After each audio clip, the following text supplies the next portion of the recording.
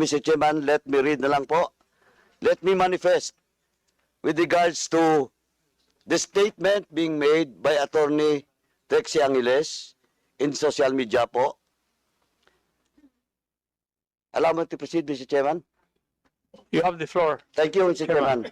While we acknowledge the right of Attorney Angeles to seek reprieve before the Supreme Court for an act which he believes would curtail her constitutionally granted right, clarification must be made to further justify the previous directive of this joint committee. Firstly, the joint committee issued the show cause order against Attorney Angeles not because of her non-attendance to our February 4, 2025 hearing.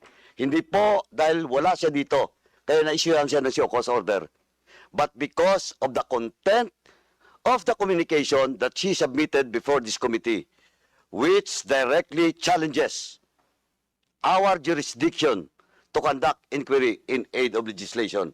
We have a copy po of the letter sent to us by Attorney Trixie Angeles during the first hearing and invitation po.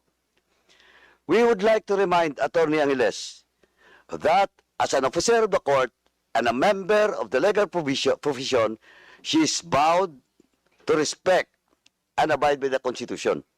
And under Article 6, Section 21 of the Constitution, let me cite, the House of Representatives has the power to conduct inquiries in aid of legislation. Therefore, it is imperative upon Attorney Angeles to respect and acknowledge this authority as enshrined in our Constitution.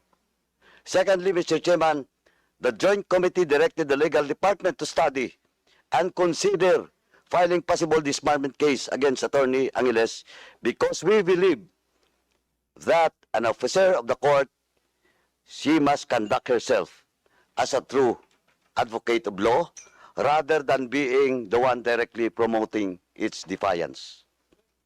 It must likewise be stressed that Attorney Angeles has a propensity of violating the legal profession's code of professional responsibility. Per records, Attorney Angeles has already been suspended by the Supreme Court in 2 occasions. First, in 2016, when she was suspended for 3 years because of her failure to act on a case of her client despite payment of legal fees, and again in 2023, when the court imposed a 6-month suspension against her for using abusive and inappropriate language in a submitted pleading.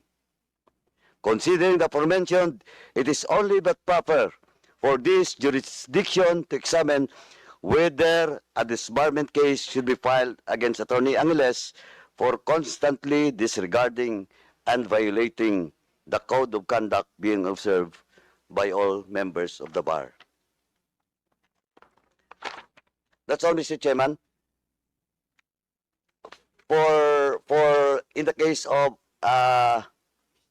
Attorney Trixie Cruz Angeles,